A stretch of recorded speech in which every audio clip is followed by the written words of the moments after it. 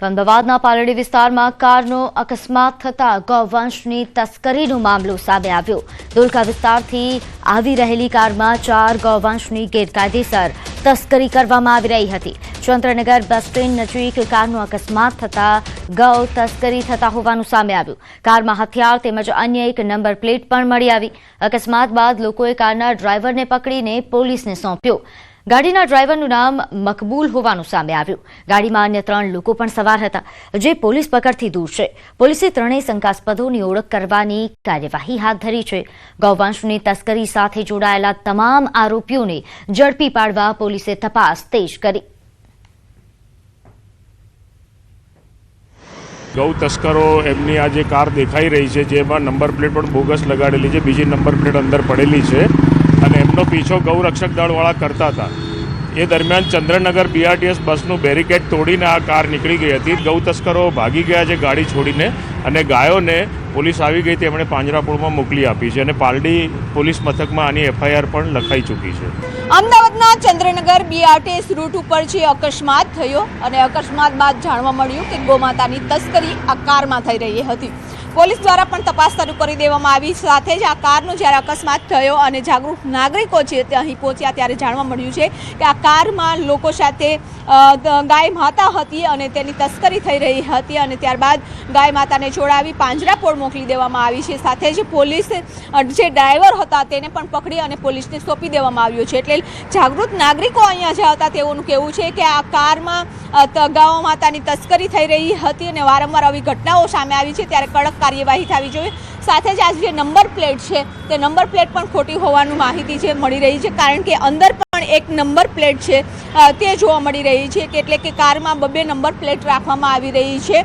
અને સાથે જ આ કારમાં અત્યારે જોઈ શકો છો કે આ બીઆરટીએસ રૂટ છે અને બીઆરટીએસ રૂટમાં અકસ્માત સર્જાયો અને અકસ્માત સર્જાતાની સાથે જ ગૌ માતાની તસ્કરીનો મામલો છે તે સામે આવ્યો છે। અત્યારે પોલીસ દ્વારા પૂછપરછ શરૂ કરી દેવામાં આવી છે। અહીંયામાં ચાકુ પણ જોઈ શકો છો, એટલે કે હથિયાર પણ જોવા મળી રહ્યા છે। ગૌ માતાની તસ્કરી કરનાર જે લોકો છે તેની પૂછપરછ છે તે પોલીસ દ્વારા હાથ ધરવામાં આવી છે। અત્યારે 3 આરોપીઓ છે કે જેઓને અત્યારે પૂછપરછ કરી રહ્યા છે। કેમેરામેન પ્રકાશ દેસાઈ સાથે વિપુ પટેલ, ન્યૂઝ 18 ગુજરાતી, અમદાવાદ। હવે આગળ વાત નશાની પાર્ટી પર।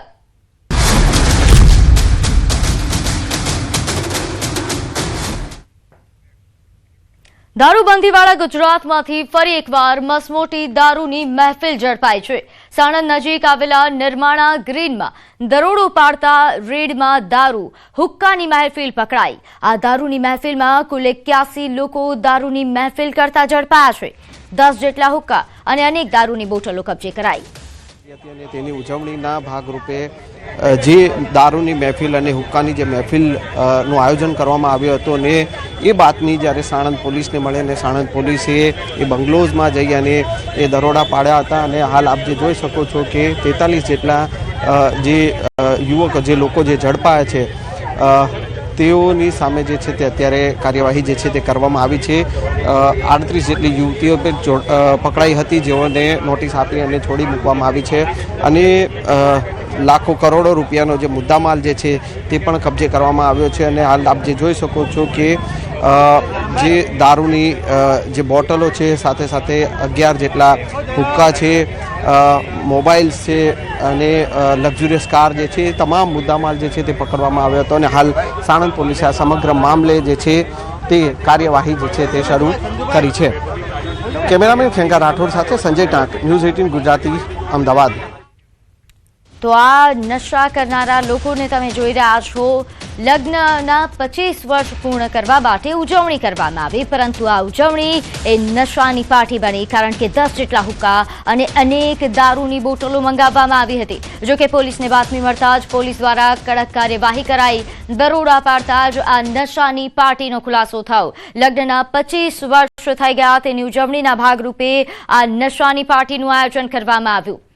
પોલીસે કુલ 20 જેટલી ગાડીઓ પણ કબજે કરી છે અને જ્યાં પાર્ટીનું આયોજન કરવામાં આવ્યું હતું તેના દ્રશ્યો અમે આપને બતાવી રહ્યા છે। ન્યૂઝ 18 ગુજરાતી પર આ એક્સક્લુઝિવ દ્રશ્યો જોઈ લો। આ 25 વર્ષની ઉજવણીના દ્રશ્યો છે। તેમના લગ્નની ઉજવણી તેમણે કરવી હતી, પરંતુ તેમણે નિયમોનું ભાન નહીં, કાયદાનું ભાન તેમને ન હતું અને જેના કારણે હાલ આ પ્રકારની પરિસ્થિતિ છે। પોલીસ સ્ટેશનના દરવાજે ઊભા રહેવાનો વારો આવ્યો છે। આ તમામ નશાખોરોને હાલ પોલીસે ઝડપી પાડ્યા છે। આ નશાની પાર્ટીમાં ખૂબ મોટી સંખ્યામાં મહિલાઓ પણ ઝડપાઈ હતી, જેમને નોટિસ આપીને છોડી દેવામાં આવી છે, પરંતુ અન્ય તમામ આ નશાખોરો પર હાલ પોલીસ દ્વારા કડક કાર્યવાહી કરવામાં આવશે।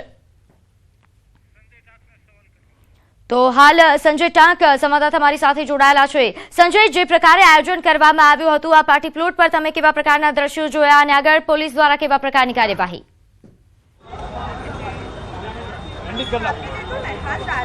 સંજય, બિલકુલ જે આદર્શ અગ્રવાલના જે છે 25મી લગ્નની જે તિથિ હતી અને તેને લઈને જે આ હાઈ પ્રોફાઇલ પાર્ટીનું જે આયોજન કરવામાં આવ્યું હતું અને જેમાં 80 લોકો જે છે કે તેઓની સામે તેમને અટકાયત કરવામાં આવી હતી।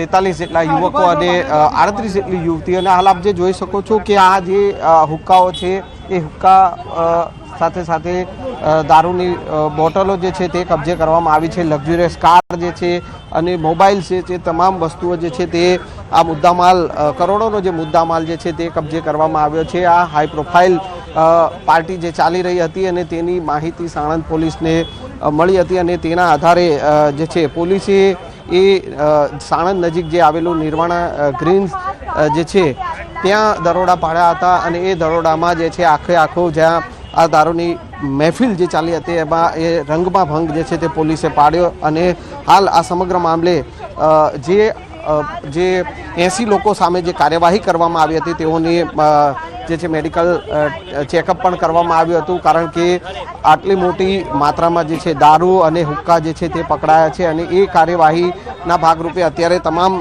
સામે જે છે તેઓની અટકાયત કરી અને વધુ કાર્યવાહી જે છે તે કરવામાં આવી રહી છે। જી આભાર માહિતી આપવા બદલ।